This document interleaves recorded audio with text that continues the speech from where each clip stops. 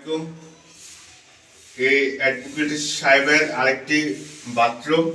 এই বাথরুমের দেয়ালে আমরা ইট গাঁথনি শুকনো অবস্থায় ওয়াটারপ্রুফিং কেমিক্যাল প্রয়োগ করে দিয়েছি, ফ্লোরে করে দিয়েছি।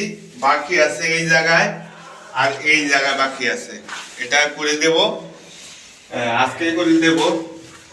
এই যে দেখেন পুরাটা দেয়ালের ভিতরে আপনার বেসিন যেখানে বসবে ওই জায়গায় হইতে আপনার গোসলখানা টয়লেট যেখানে এই জায়গার ভিতরে ইনসাইড, এই টয়লেটের ইনসাইড ভিতরে সাইড দেয়ালে আপনার ওয়াটারপ্রুফিং কেমিক্যাল প্রয়োগ করে দেওয়া হয়েছে, শুকনা ইট গাঁথনি এবং আপনার ফ্লোর শুকনা অবস্থায়। এটা মারার উদ্দেশ্য হইল আপনার অপর পাশের দেয়ালে আর পানি যাবে না। টাইলস লাগাবে ওনারা মশলা দিয়ে, আর অপর পাশে দেয়ালে কোনো পানি যাবে না, ড্যাম্প হবে না, এইভাবে কাজ করাবেন। আপনারা তো ভুল কাজ করেন। কি করেন? একটা বাংলা বুদ্ধি জানেন যে ভাই টাইলস লাগাবো বা ফ্লাশ লাগাবো, খালি দেয়ালে পানি দাও, পানি দাও, পানি দিয়ে ভিজাইতে হবে না। প্রযুক্তি অনেক উন্নত, অনেক আপডেট হয়েছে, আপনি আপডেট হন না, এটা হচ্ছে আপনার মূল সমস্যা। কথা বুঝতে পারছেন? আপডেটের সাথে আপডেট হতে হবে।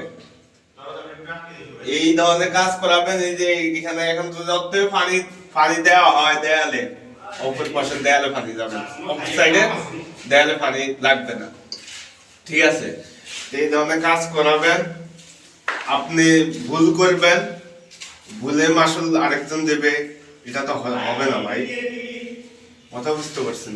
এই ধরনের কাজ করবেন না।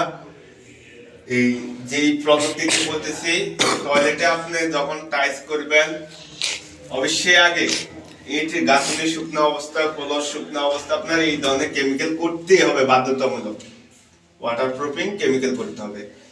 আর আরেকটা কথা আপনাদেরকে বলি, বিশেষ করে সবাইকে যারা বিল্ডিং করেন, আপনি 2 টাকা সেভ করতে যায় 400 টাকার ক্ষতি করেন। কথা বুঝতে পারছেন? এই ধরনের কাজ করবেন না। যেখানে যেটা প্রয়োজন ওটা আপনার লাগাইতে বাধ্য। সুপ্রিম ব্র্যান্ড ভালো লাগলে আসবেন, না হলে আমি কিছুই করার নাই। আল্লাহ হাফেজ।